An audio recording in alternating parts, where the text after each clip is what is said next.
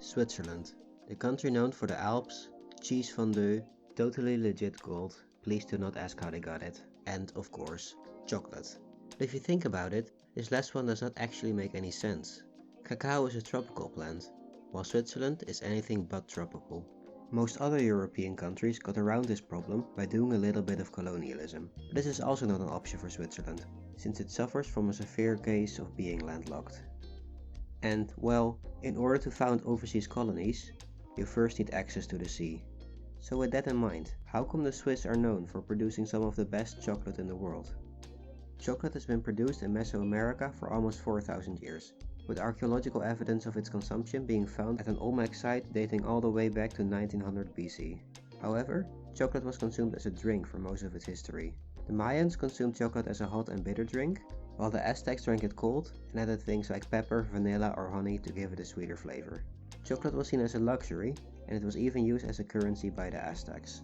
Europeans first encountered chocolate in the early 16th century, when Spanish explorers first came into contact with the Americans. They soon began importing chocolate to Europe, where it quickly became a favorite in high society. The production process involved hard manual labor. First, the bean is roasted. Next, the shell of the bean is removed to extract what we call the nib. These nibs are then further grounded into a mass consisting of equal parts cocoa butter and cocoa solids. This mass is then liquefied by heating it, which produces chocolate liquor.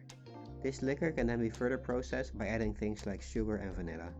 This long process, combined with the fact that chocolate had to be imported from overseas, meant that it was mostly reserved for the elites.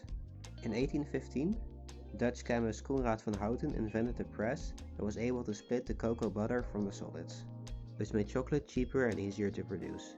This meant that it stopped being a food exclusively consumed by the elite and began to trickle down to the masses. It also allowed for the formation of edible chocolate, which started to become more and more common, eventually overtaking chocolate drinks as the most popular form of chocolate. Chocolate became especially popular in Italy, and people from all over Europe flocked to the country to learn the chocolate making process from the Italian experts. One of these people was Swiss businessman François-Louis Callier, who went on to found the world's first mechanized chocolate factory. Callier's son-in-law, Daniel Peter, went on to make one of the most important discoveries in the development of chocolate. He came up with the idea of mixing milk into the cocoa mixture to make the bar creamier. He did this using powdered milk that had recently been invented by his neighbor, Henry Nestle.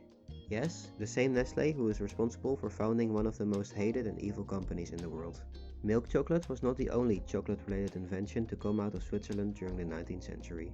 Charles Kohler came up with the idea of the nut bar, a crime worse than anything Nestle has ever done, and Rudolf Lindt invented the conching process. Conching involves running all of the ingredients in a mixer for several days. This ensures the mixture is as homogeneous as possible, and it gives the chocolate a smooth texture. Thanks to these advancements made in the Swiss chocolate industry, the country became a frontrunner in chocolate production. Over the course of the following century, many of the Swiss companies started to merge and consolidate. Combining their wealth allowed them to open even more chocolate factories and produce even more chocolate, which in turn generated even more wealth. Over time, the country started to produce an overflow of chocolate, and it had to focus on the international market. They began to pour their efforts into improving the quality of their products in order to outcompete the chocolate produced in other countries. They also began to heavily advertise their chocolate, using traditional Swiss imagery such as the Alps and cattle. All of this is how the Swiss came to be known for their high quality fine chocolate. Thank you for watching. I've been Thomas, and I hope to see you next video, which will be post-apocalyptic. Hiya.